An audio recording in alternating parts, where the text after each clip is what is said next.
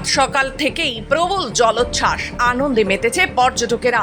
দীঘা সহ দক্ষিণবঙ্গে বঙ্গোপসাগরের ঝোড়ো হাওয়া 40 থেকে 50 কিলোমিটার 19 থেকে 22 জুলাই পর্যন্ত এমনটাই পূর্বাভাস দিয়েছে আলিপুর আবহাওয়া দপ্তর। পর্যটকের ঢল নেমেছে দীঘা সমুদ্র সৈকতে। তার সাথে সাথে পর্যটকদের উপরে পাওনা দীঘায় তীব্র জলোচ্ছ্বাস, গাড়োয়াল টুকে জল আসছে। দক্ষিণবঙ্গে আবহাওয়ার ঘোল বদল, দুর্যোগ নেমে আসছে দক্ষিণবঙ্গে। বৃষ্টির সাথে ঝোড়ো হাওয়া, দক্ষিণবঙ্গে দীঘা, কাথি, মন্দারমণি, তমলুক সহ বৃষ্টি শুরু। পূর্বাভাস মতো সকালেই ভিজল দক্ষিণবঙ্গের বিভিন্ন জেলা। দক্ষিণবঙ্গের অধিকাংশ জেলায় আজ মেঘলা আকাশ, কোথাও কোথাও আবার দেখা মিলেছে রোদে। আবহাওয়া দপ্তর জানিয়েছে আজ থেকেই দক্ষিণবঙ্গ জুড়ে আবহাওয়ার বদলের বড় পূর্বাভাস রয়েছে। শনিবার থেকে ভারী বৃষ্টির পূর্বাভাসও রয়েছে একাধিক জেলায়।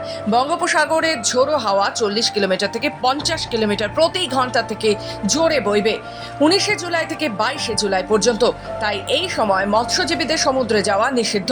মৎস্য অধিকর্তা সামুদ্রিক পূর্ব মেদিনীপুর থেকে নোটিফিকেশন ইতিমধ্যেই জারি করা হয়েছে।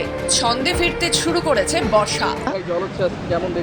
এটা অভূতপূর্ব, কেননা এই নিয়ে আমার বাচ্চারেক আসা হলো।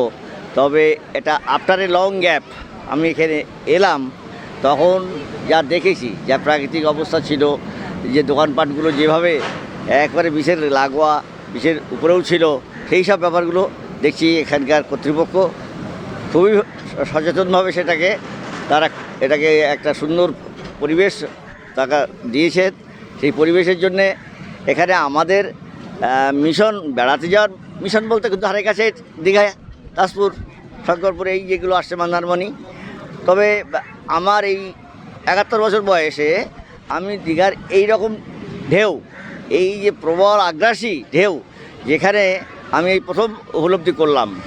তো সত্যি সত্যি, যেটা একটু আগে আমার বন্ধুবার বললেন যে এটা আমরা উপভোগ করছি অবশ্যই, কিন্তু কোনো মতেই এই অবস্থাতে প্রশাসনও বারবার করে বলছে যে সমুদ্রে নামবেন না, স্নান করবেন না, তাহলে কি হয়, মৃত্যুটাকে সঙ্গে নিয়ে নামতে হবে।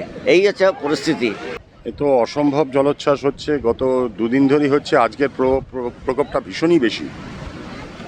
শুনতে পাচ্ছি যে আগামী আরও এক দিন বোধহয় এরকম এটা বাড়তেও পারে। তবে দৃষ্টিনন্দন তো বটেই, হয়তো অনেকেই স্নান করা বা যে কোনো কিছুর ক্ষেত্রে প্রচুর অসুবিধাজনক ব্যাপার দেখা যাচ্ছে, কিন্তু দৃষ্টিনন্দন বটেই। আমরা উপভোগ তো করছি, পাড়ে বসেই স্নান করে যাচ্ছি। এখানে কালকে সন্ধেবেলা তো তাই হয়েছে, পাড়ে বসে থাকতে থাকতেই স্নান হয়ে গেছে।